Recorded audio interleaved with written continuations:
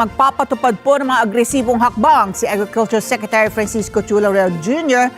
para po mapababa ang presyo ng pagkain sa bansa. Kunin natin ang detalye sa ulat ni Vic Sumenta.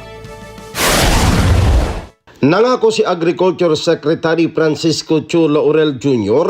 na gagawa ng paraan ng Department of Agriculture upang mapababa ang presyo ng mga pagkain sa merkado. Ayon kay Secretary Laurel, totoong umakyat sa 1.2% ang food inflation sa bansa dahil sa epekto ng demands nitong nakarang holiday season at epekto ng mga nagdaang kalamidad bago matapos ang taong 2025 na puminsala sa mga magsasaka ng gulay, ganon din ang mga nasa livestock industry at fisheries. Kaya tumaas ang presyo ng karne, partikular ng baboy, manok at isda. Inihayag ni Laurel kabilang sa hakbang na ipapatupad ng Department of Agriculture upang maistabilisa ang presyo ng pagkain ay ang pagpapalawak pa ng 20 pesos na kada kilo ng bigas program sa buong bansa ngayong 2026 na pakikinabangan ng 15 milyon na households o katumbas ng 60 milyon na individual.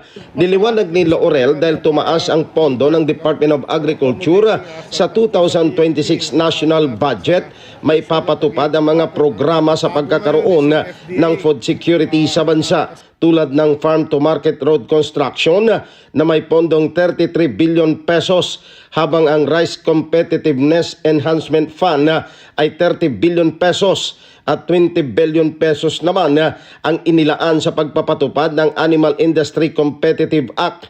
Binigyang diin ng kalihim ang importansya ng paghahanay sa prioridad paggastos ng pondo ng ahensya sa pagpapatupad ng mga reforma kabilang na ang modernisasyon sa paglaban sa climate change at suporta sa post-harvest upang matulungan at tugunan ang pangangailangan ng mga lokal na magsasaka.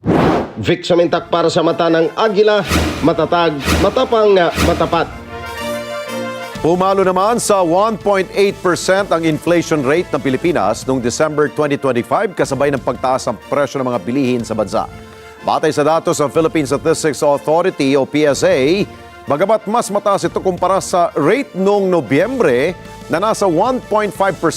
Pasok pa rin ito sa December forecast range ng Bangko Sentral ng Pilipinas na 1.2 hanggang 2%. Maabot naman sa 1.7% ang average inflation ng bansa noong nakalipas sa taon. Mas mababa kumpara sa 3.2% na naitala noong taong 2024.